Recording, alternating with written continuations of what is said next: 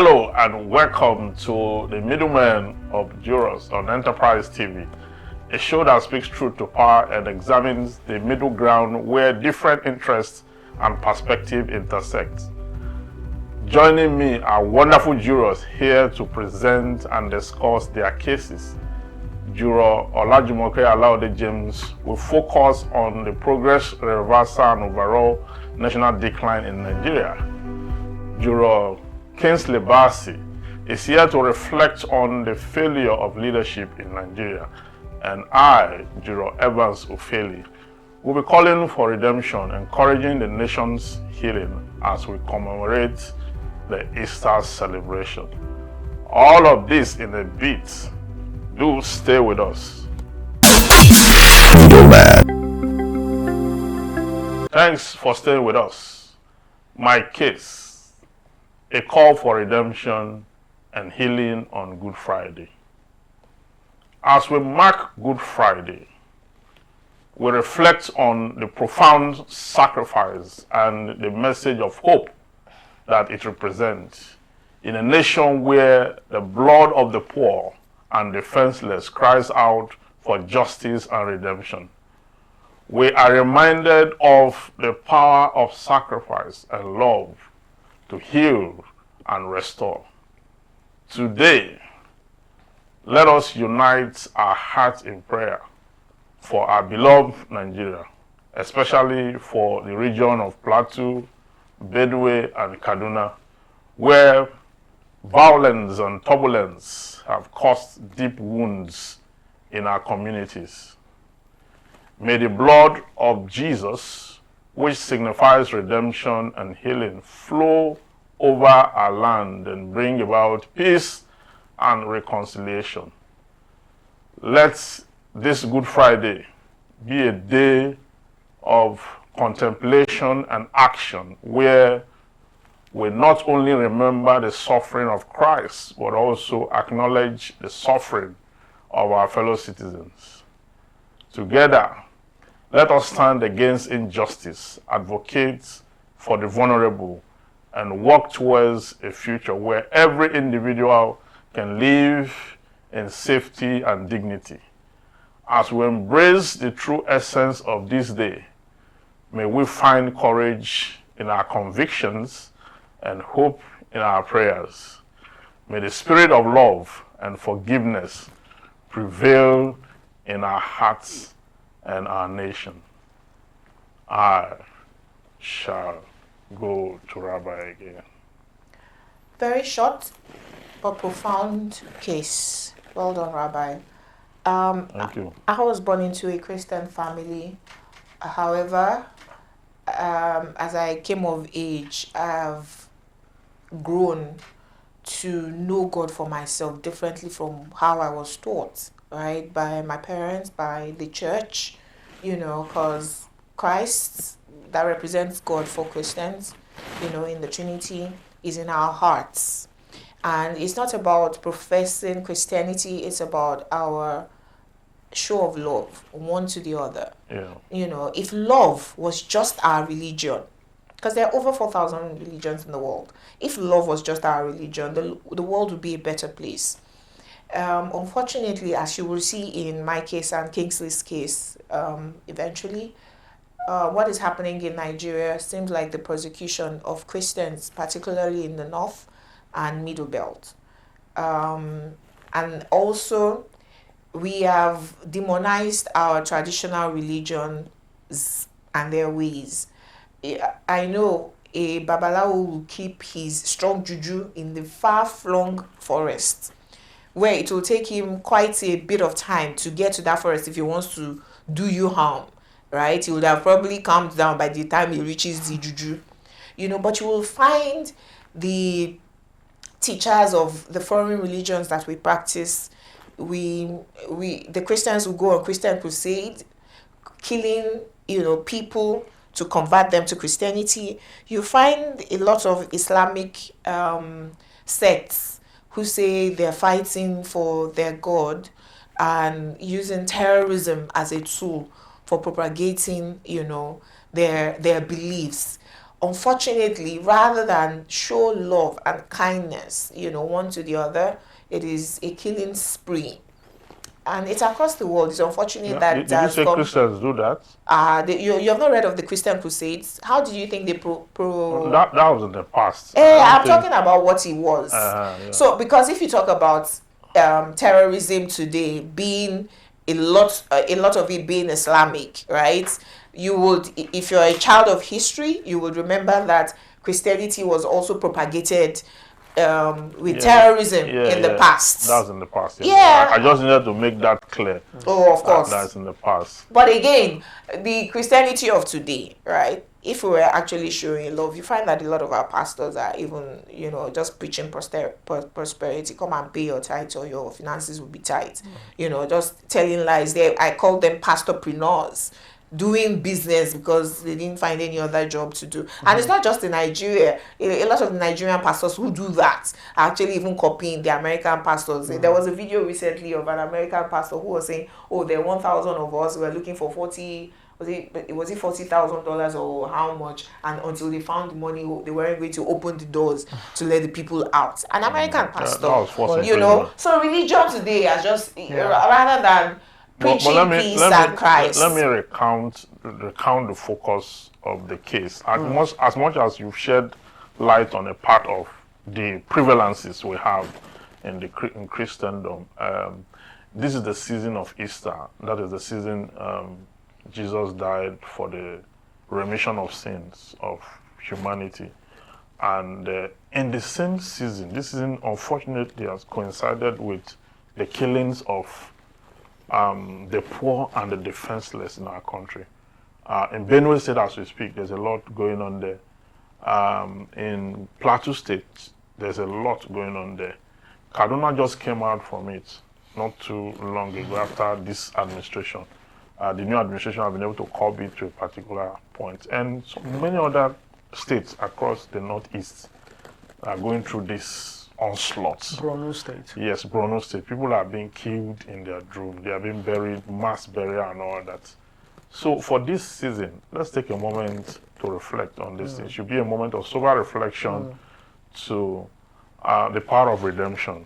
Okay, there is nothing that is so difficult that does not have that string of redemption. I mean, the love of God is shed abroad in our hearts. So the scripture says that in one way or the other, okay, I mean, except it guides the city, they watch in vain. One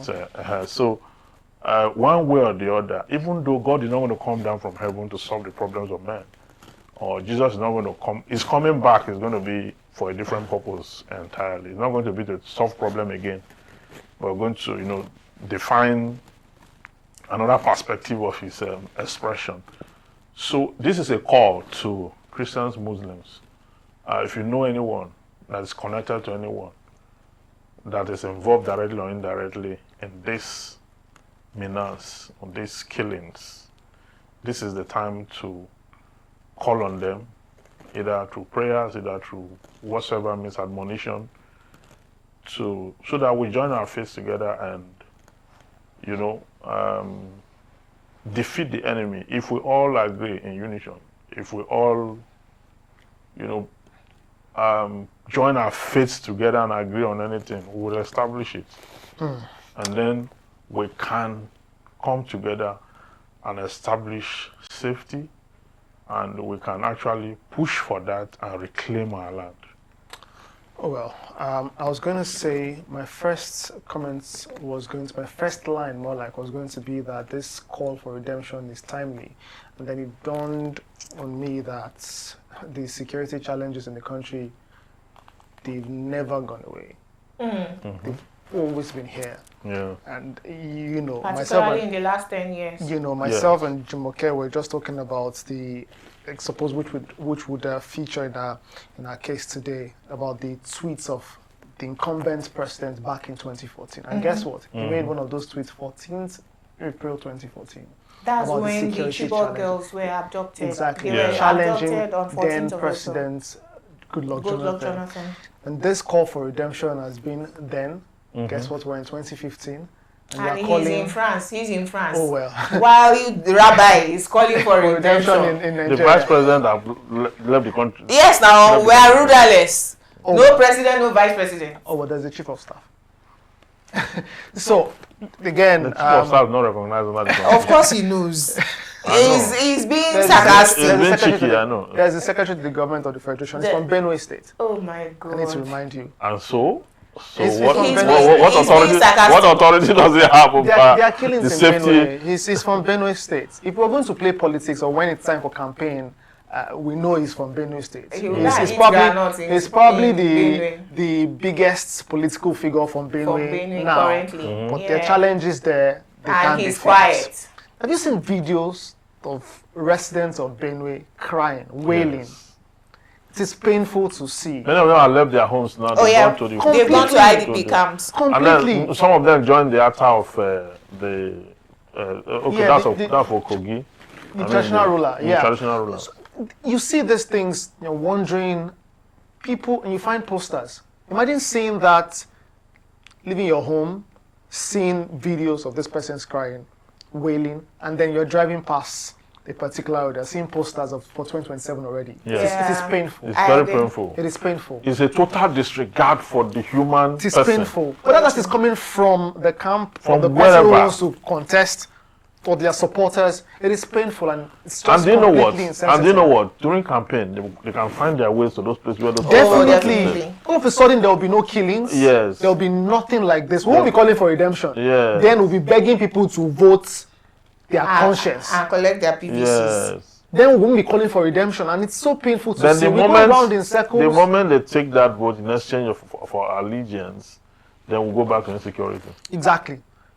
Hopefully by 2030, we're not calling for redemption again.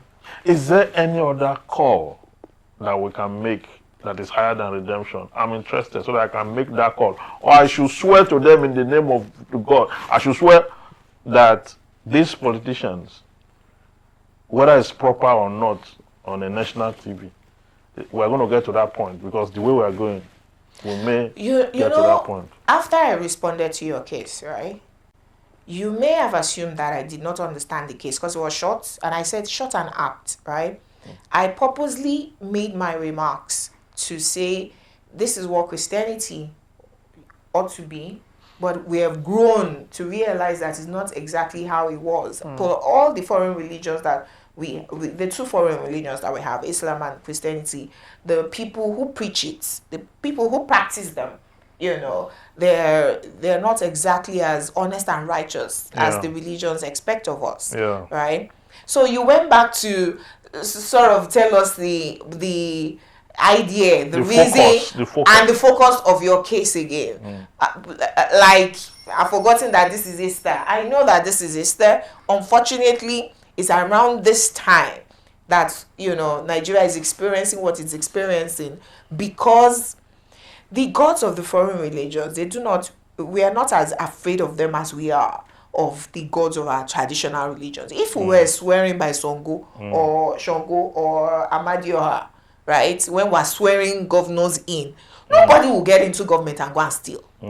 It's Because just... You know that Jesus is very forgiving. It's when you die. the liberty of the Christian God. It's when you die that you go and answer judgment. They will open books Yes. for you. But you know that Shango, if you just today when you swear now that as I'm going, cash will kill me on the road if I steal 1 kobo of public funds, nobody will steal. We are more afraid of Shango than we are of Jesus Christ.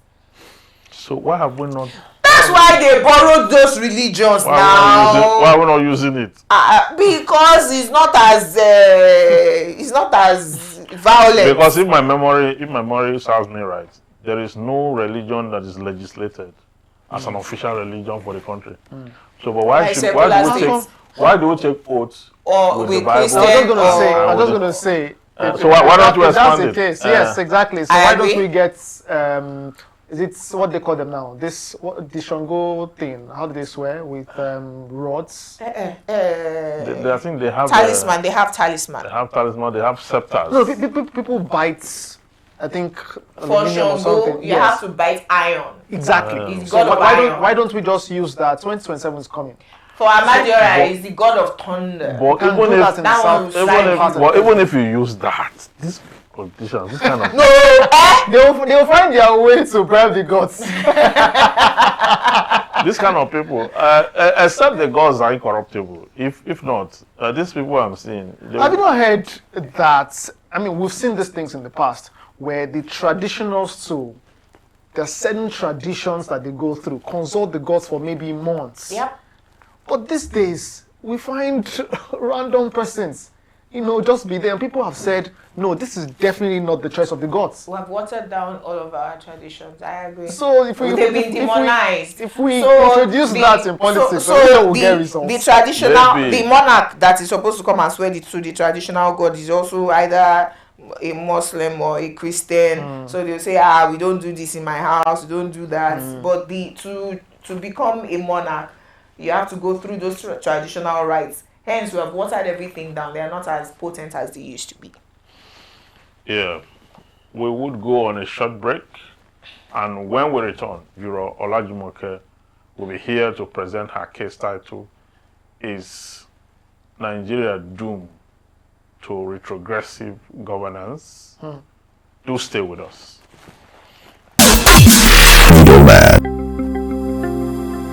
You're still watching The Middleman. Thanks for still being here.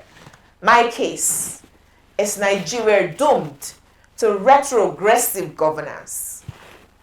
Nigerian citizens are quoting President Tinubu's tweets from 2014, condemning President Jonathan for not securing Nigeria.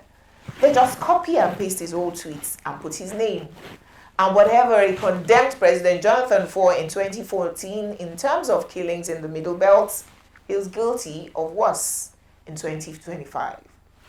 Unlike 2014, when we only had Boko Haram terrorizing the north, now we have Boko Haram making a resurgence, Islamic State of West African Province ISWAP, armed herdsmen, bandits, and so on.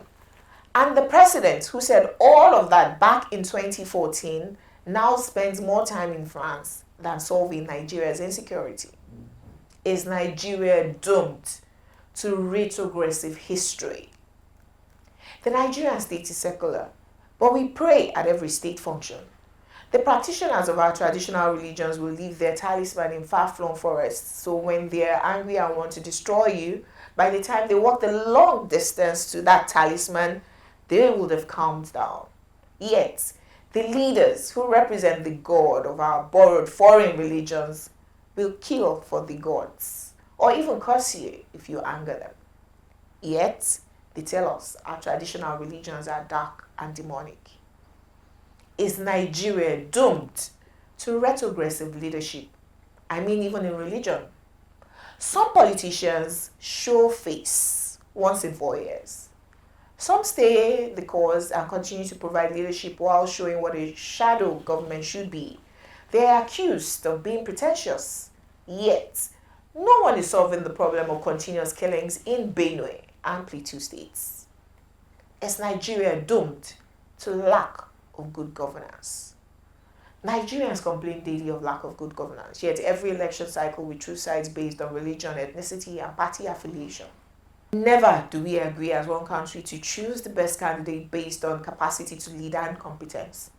We then accept bribes, allow ourselves to be used for election malpractices. Then we start to complain about the next government once again on social media. Are Nigerians doomed by selfish interests? Here's my verdict. The one who will save Nigeria is you. Say to yourself, I will save Nigeria. We cannot continue to cut corners in our only two ways and expect our leaders to be saints. We must first admit that we all are wrong, change our ways, and then we can demand better for ourselves and the generations yet unborn. There you go. Well said. Very well said. The last part. Again, if there is the better way to do that, whether physically or symbolically, imaginarily, we need to continue to paint the picture of a mirror and look at that mirror and say to ourselves that we are part of the problem. Yeah. We're definitely part of the problem. Definitely. The person who knows definitely that this candidate isn't the right candidate by, I don't know what standards you want to use. I mean, it's not campaign, it's not time, it's not 2027 yet, but we know that this person is definitely not the right person. Some will tell you, by what standards would you measure that? But yet, because this person is from my tribe, this person is from my zone. You already of know the their country. antecedents, You- but because they are from your zone, You know, they used to I know, be your I know governor, someone they are who's going to the center. Exactly, someone who's the father to someone who's, very close to me, who's very dear to me, who says, "Oh, this guy is going to do well just because this guy is from my zone." Imagine that. Right, categorically. Hey, our cameraman You know. is like that. He's absolutely like because that. this guy is from the my Senate zone. president is from his region, And don't touch him. so, definitely don't, because, we need a representation there. If my person is not there, we're not well Please, represented. what did President Obasanjo do for me as a Yoruba woman? You know, What did President Jonathan do for you as an Ijaw man? What did President Buhari do for the North in terms of security? He has, as I hear now, he has even packed his bag and left Daura. Because the place is insecure. That's they, it's the you new, know, this it's the case, new bride now. this case bothers me. It bothers me because it made me feel that by the antecedent of President Tinubu, it made me feel like Jonathan was A saint. unjustly Oh yes. maligned. I'm one of the people who maligned him. Yeah, That he could have done better. because if you look at because we not didn't just expect that not would just- ever get worse. Not just Tinubu, even Fashola said a serious government will fix light in 6 months. You said he didn't say that. I No, asked I him. knew when he said, see, I quoted you him. can only tell those who were born between when he Let me represent the those who were two just born. I watched it. It was bold though. He said go bring the clip He where said He lied. So the clip, in the clip, He lied. he said it's Batwayers that are in our power sector. Batwayers is people who are incompetent. Now I asked him on national TV and he said he was only speaking to a crowd of a few people No, in he Lekki can't defend that they were I think they were launching some power something in their own community, and that when he was talking about leaders, he was talking about leaders in that community. That's what he said to me on, No, on that- national TV. that- so the leaders good for that Let community me- is not good Good for for Nigeria. Nigeria. Yeah, let me just entrench my Because thought. I asked him In 20 after he had stayed 6 months in government that, sir, are you a bad to you? in 2012 when the what do you call it? We had the protests. Yes, fuel Okay, subsidy. all sorts of names were called. You know, I mean, particularly there's a pastor who organized the same Nigerian group. Tunde, Okay, Tunde Tunde Bakare, who former vice presidential candidate. who by every energy left in him at that time, he maligned Jonathan. And Jonathan hadn't done half of what this Buhari and have done. Tinubu. Buhari and Tinubu together have destroyed Nigeria completely. Eh, But we well. don't know where he is. Because because consistency matters. You cannot, like the Holy Spirit said that he that put his hand on a plow and is looking back is not fit for the kingdom. Very true. Talking about inconsistency. Yeah. This is the time when this group should resurface. Okay? Tunde Bakare. Join forces with other groups. I know he tried to contest the Tunde Bakare. So now come and take Nigeria back. No, I'm not calling on him to come and take. I'm not calling on. I'm saying the group that told us they represent, the struggle for Nigerians' redemption. They are the ones in power now. They should come now and tell us how these ones. It's better than what they condemned in 2014. It's better than what they condemned because They are the ones in power. these ones are taking us so low that we are not able to breathe any longer. And I think it's citing a typical example, right? Alhaji Lai Mohammed became Minister of Information under President Buhari for 8 years. When he was spokesperson of the APC, he was on every TV station, every radio station like a canary, singing about the incompetence of the Jonathan government. When he got into power as Minister of Information, one, he was never proactive in giving us information. When accused of doing worse than he condemned way back under President Jonathan, he had all sorts of excuses. So it is obvious that a lot of politicians, like what we see with President Tinubu, they say whatever it is that suits whatever is happening when they are out of government. Once they get into government, not only they become blind, they also become deaf. It's at that point they do not realize that the masses are suffering anymore. There is no doubt whatsoever that what happened in 2014, they were orchestrated, well planned, orchestrated just to get a group, and get a group of people into power, to grab power and stay there. You mean 2012? 2012 towards 2014, 2015 elections. Yeah. Now, and that's why, it's interesting what the candidate of the Labour Party in the 2023 general election, Peter Obi, has said about this alliance, this coalition, saying that it won't be parts of a coalition just to grab power. Yep. That particularly struck me, because what we've seen in the past, and we keep making reference to the fact that if there's nothing like that, then this party would remain in power. True. But what's the purpose of grabbing power? And then you become worse. We're going to go back to this. Then we're going to be looking at past government as saints. So Tinubu will now become a saint. Because Buhari is looking like a saint now. Right now, what's the purpose of that? Buhari came out to say that all he had before he became president is what he has. The same way now. His 150 cows have not given birth. He's a pathological liar. Yes, I know how he was taking loans few months to live in power. He was taking loans from everybody. Did you know? It was after the son had an accident with the bike that was discovered that the cost of the bike could build hospitals across the country. And they flew the boy to Germany to go and recuperate. We don't have doctors. Did we know that he had sold our crude oil up front? 10 years in exchange for loans. Did we know while he was still in government? It wasn't the president's decision. It was whose decision? It was the NDDC. Who was the commander in chief? Ministry of Petroleum. No, the group chief executive of the Nigerian National Petroleum Company. The sacked one. The now sacked one. Mele Kyari. Yeah, so but we couldn't have done that without the president's very consent. true. I'm sure that you and get guess my what? point. Yeah, I got I know that it's sarcasm. But remember right. that when Professor Oshibajo was acting president, when President Buhari was out of the country for health tourism, Mele Kyari used to fly to London to have Buhari sign. Yes. Right? His memos and things. Was just a signature. Rather than go to the acting president No, it was just that power had been handed over to. Mm-hmm. Without when we allow abnormalities look like the norm, right? We continue on the retrogression that we're now seeing. In some of his travels, he didn't bother to even hand over power. The because after the 100 days and everybody started saying, Oshibajo is the man, star boy. After that one, the DSS, he came and returned him to power, and after that he stopped handing over power. And look at where we are now. Oshibajo is in his house doing his thing, doing things. And guess what? Many said it wasn't the president, former President Muhammadu Buhari, who did that. It was the cabal.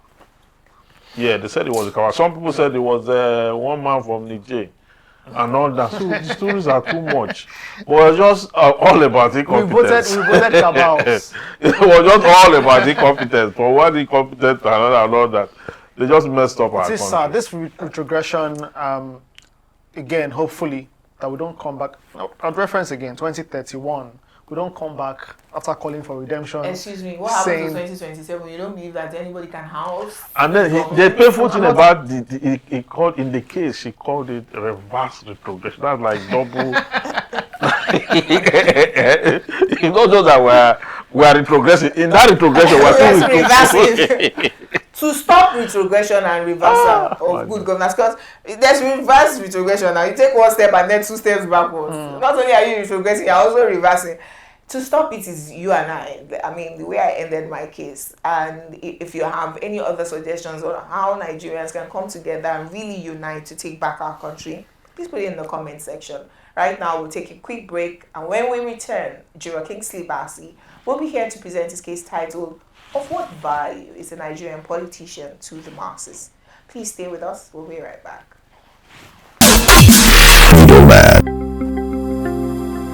Many thanks for being there. Now, my case. Of what value is the Nigerian politician to me and to the masses?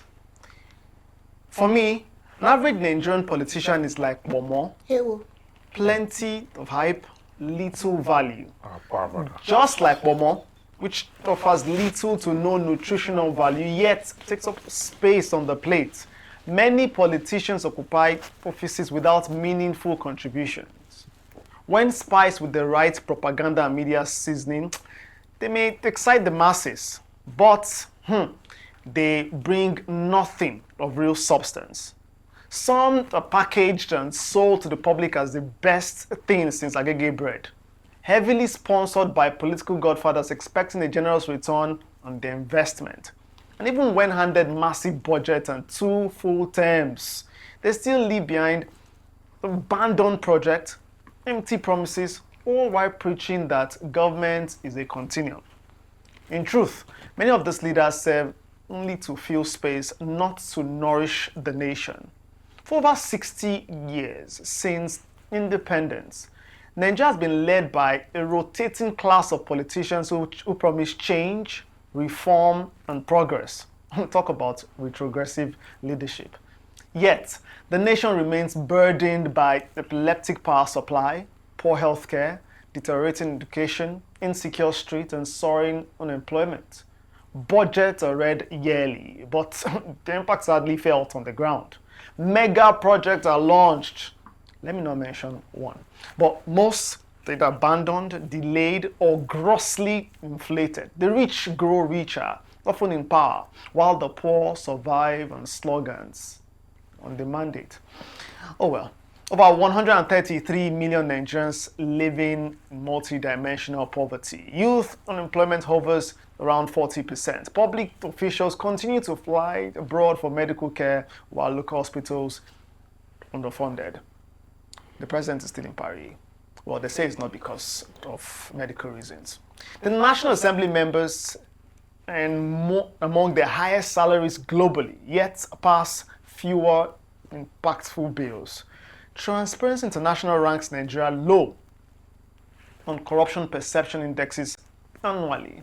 Some claims politicians are not magicians and they inherit broken systems. They cite global economic shocks, insecurity, and lack of public cooperation as barriers to progress.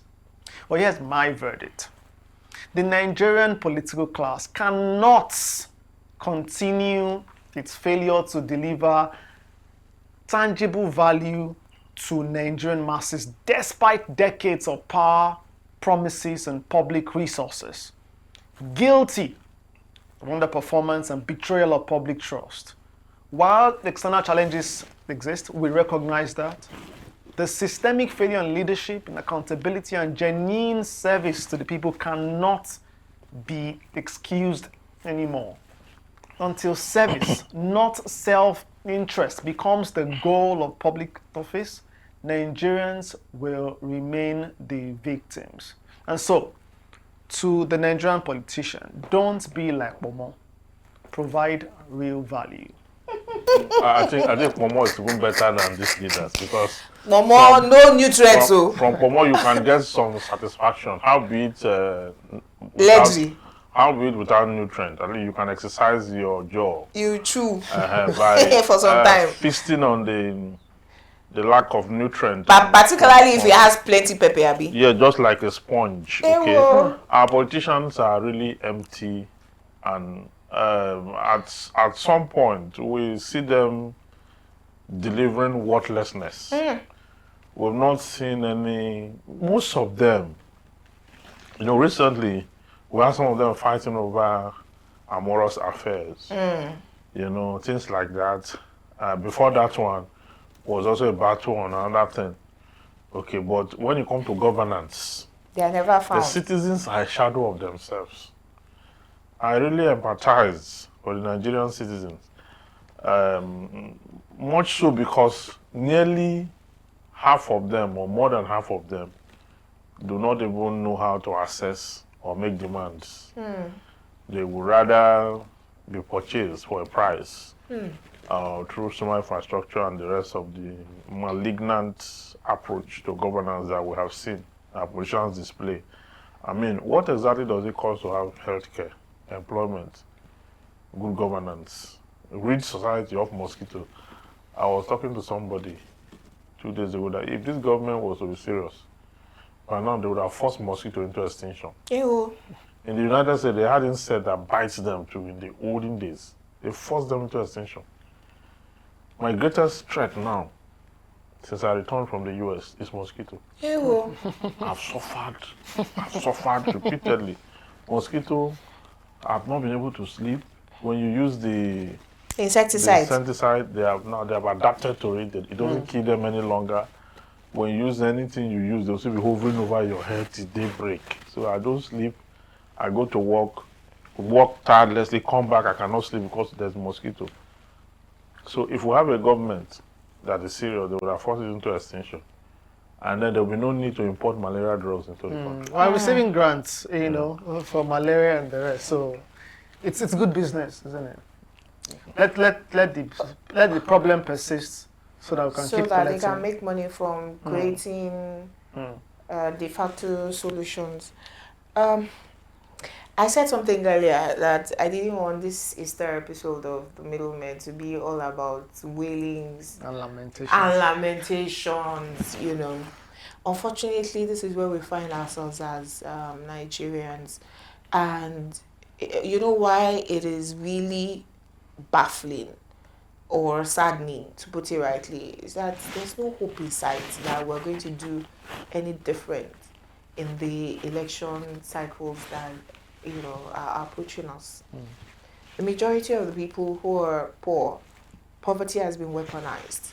They're not knowledgeable enough to adjudge their poverty as direct consequences of bad policies of the government. And their choices. That the politician giving them 2,000 naira. There's a video of one woman who was saying, Tinubu should continue as far as they just give them money. So why should she continue? She doesn't know. So if you're in a society where the majority are like that, there's no difference in sight. When you talk about the revolution that will be televised, it's looking like the revolution of the next 2 generations. If only we ensure that we educate the children of the present generation and their own children to the extent that each individual knows that there are consequences for every election. If we put in a bad leader, even if he starts to pay me 100 million naira, right? Inflation will meet your money. Insecurity will wipe it out in a day. If you get kidnapped, that 100 million naira is gone, right? Plus, if you're not provided adequate health care, your 100 million naira, you will spend it to fly to India to go and treat one ailment that could have easily been prevented or mitigated at the very early stage here in Nigeria if only we had affordable, adequate health care. Unless and until we as a people unite in that regard and keep our religion insight personal to each individual. Forget our ethnicity. When we're in our ethnic group, we eat our food, dress alike. But once it comes to anything pertaining to Nigeria, forget our ethnicity and think about what is good for every Nigerian as one. When we start to think like that, we will not care where the politician is from or how he worships his God. We will care, what's your manifesto? What are you going to do for us? What are your antecedents? Do you have any criminal records? Those will be the issues in our politics in Nigeria to the extent that we will provide better leadership for ourselves. But until then, the leaders come from amongst us. All of us are still cutting corners in our ways, in our own, everybody hustling to be better than their neighbor. And we think that the politicians that we elect to suddenly be saints and just provide good governance for all And of that's us. what the problem is. No, That's yeah. everybody trying to be better than his neighbor. That's where the problem is. Because I've seen people who go out there to work to show their neighbors that I'm better than they you. are better and they are bigger, And the politicians do the same to us. Yeah. They use our resources the way they like, buy luxurious things, when we meet them, anytime we find a close attempt to have contact with them, the first thing they will tell us that, do you know who I am?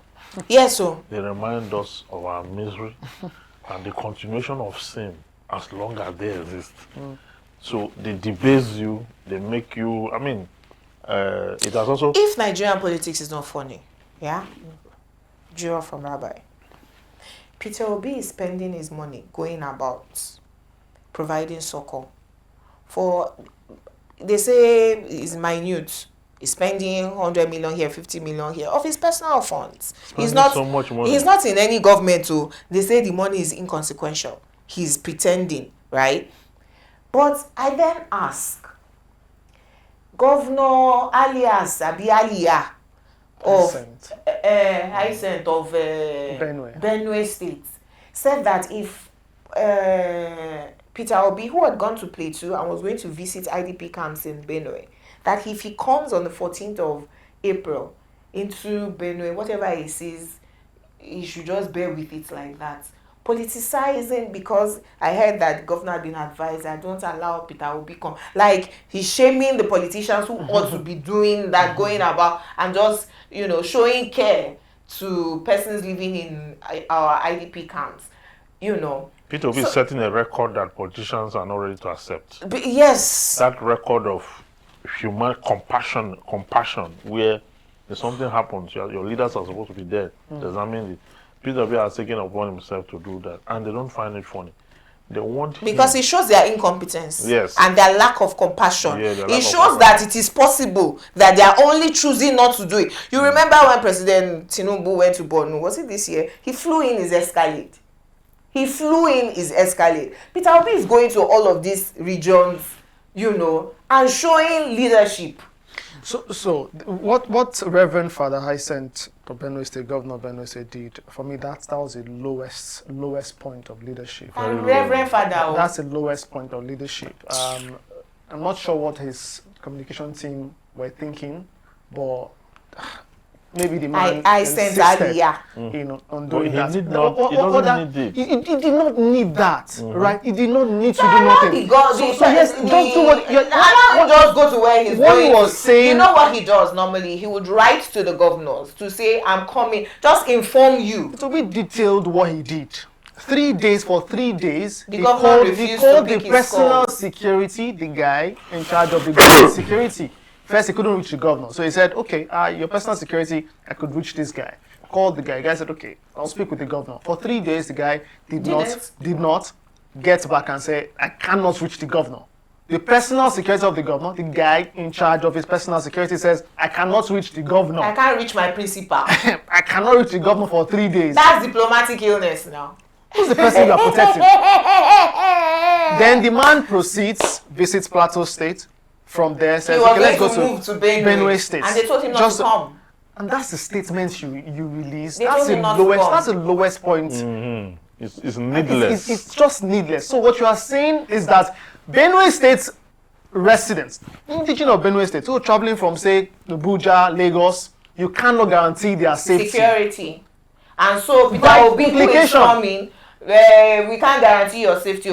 But you guess what? The man has security. The person you are trying to shame has security. So you are saying that your indigenes who don't have, you cannot protect them. They're on their own. Can I highlight 2 things quickly as you spoke? First, I remember President Tinubu releasing a statement from France saying that the governors should find creative solutions. And somebody said, is it like he forgot that security is primarily in the hands of the federal government? No, governor, they have security funds, but they don't control any military, nor the Nigerian police. It's all controlled by the federal. You know when the statement is not a solution, it's just a statement. Secondly, that's exactly what that was. Just a statement, so that it's on record that the presidency made a statement. Somebody that is here in attention. Well, that's contradictory. Secondly, this governor, Reverend Father Hyacinth alias, was somebody that the people thought was going to be different. Because like we had all mentioned, his campaign was actually different. Like we had all mentioned, there was insecurity in Benue, like several other northern states under President Buhari. And during Reverend Hyacinth's campaign, he seemed to come from the masses. Democracy is about the people, from the people, So they voted him en masse, thinking this is one of our own, right? On the flip side, George Moke, I think it's largely, with the benefit of hindsight now, it's largely because of the failure of Samuel Otom. Thirdly, Who left a very wide... does it mean like that... He was more interested in fighting for G5. He was following G5 rather than G5. fighting Buhari. Now, the flip side for me is that, does it mean like that someone like Peter Obi now will now get into governance and start to misbehave? Because right now he has public trust, right? That what he did in Anambra, although some people say, how did he turn Anambra into El Dorado, right? That someone like that will now get into government and come and start giving us excuses that, hey, I was criticizing from outside, now that I'm inside, I'm now seeing the reality. Me, that is saying that, is the best thing since Agege bread, will be the first person to also criticize such a politician. There are no excuses. Look, I don't want to eat Kpomo every day. It's leathery. Let's be using it for bags and shoes. Can you throw a bit of fish into the bread? Even if there's no butter. Let's have some protein so we don't have kwashoko. Don't come and give us an excuse that the river dried when you became governor.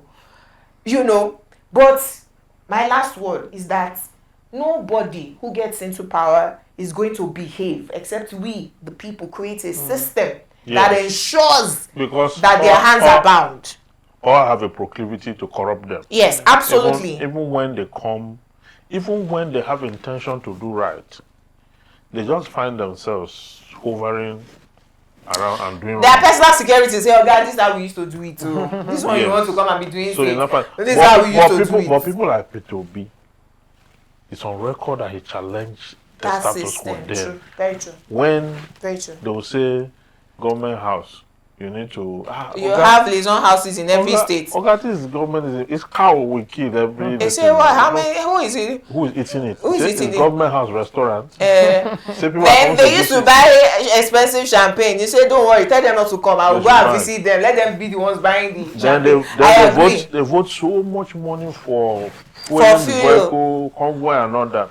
He was carrying the money by himself. In his pockets. Yes. Then they now started calling him Akagom. When you get there, you want to buy the fuel. He will bring out money. And he saved enough money, right? Aside from, opening a bottling company, what they call them, brewery, and exporting palm. He saved a lot. He saved enough money for his successor to build airports. They'll be asking us, what did he do? So if he has that record, he is closer to what I think Nigeria should be in the nearest future than everybody else. He may not solve the entire problem, but he's going to cut down on wastages. True. So that we'll find resources to do what hitherto we've not done. True. And he's going to, I know Peter will focus on education. True. I'm aware of that. And once you focus on education, you're uplifting the country already. Very true. The results usually is generations ahead of him. And very true. See, today people are still talking about all over. Very true. Because he educated that policy. So this administration has focused on education and they have student loans. No, that's not education. Kingsley, let's just go home. It's not that you just talk about student loan. Let's just go home. By the way, do you see what they are doing in Burkina Faso? Where the president is not giving them loans, he's giving them free education. By the way, did you hear the gist from this same administration that vice chancellors and the top officials of universities have started blocking students from accessing the loans granted them by the federal government? Did you also hear that the National Assembly, when these universities were presenting their budgets, were saying, come and give us 105 billion out of your budget, we will pass it. What is the future? When the head is rotting, what can the righteous do? What is the future of those loans? Because in countries where they give loan, you get a job immediately. When they give you that loan, they will ensure that the economy is structured in a way that you are not You are overwhelmed. absorbed You are not into overwhelmed. So you can really get a job. And when you get that job, you start to pay back. immediately. So they are not even scared whether you are going to run away with money. They have your social security number. Yeah. They can reach you at any time. They will give you reasons why if you do not pay the loan and it gets spillover, it becomes an offense. It becomes a crime. They will tell you all that. But they know how much you are earning. And they know you, they know everything. So this loan now we are giving. Can we find them? What is the future of this loan? Can I tell you? Anchor borrowers for farmers. What's the future? The farmers came out and said they thought they gave them the loans to go and marry second wives. No, that was vote buying. This one, we don't know what's how many more vote buyings would we see before 2027, especially in form of social development programs? Well, we'll see. In any case, that's a wrap on the Middlemen Show for today. We hope that you had as much fun as we did on the conversation today. We'd love to hear from you, so join the conversation in the comment section. Stop by there. You can find Enterprise Television across social media platforms at Enterprise TV 7. Until next time, make sure you stay informed and stay engaged. From myself and the rest of the jurors Jumoke, Alawode James, and juror Evans Ufeli, who would return to Rabbi, we'll say bye for now, and God continue to bless the Federal Republic of Nigeria. Bye.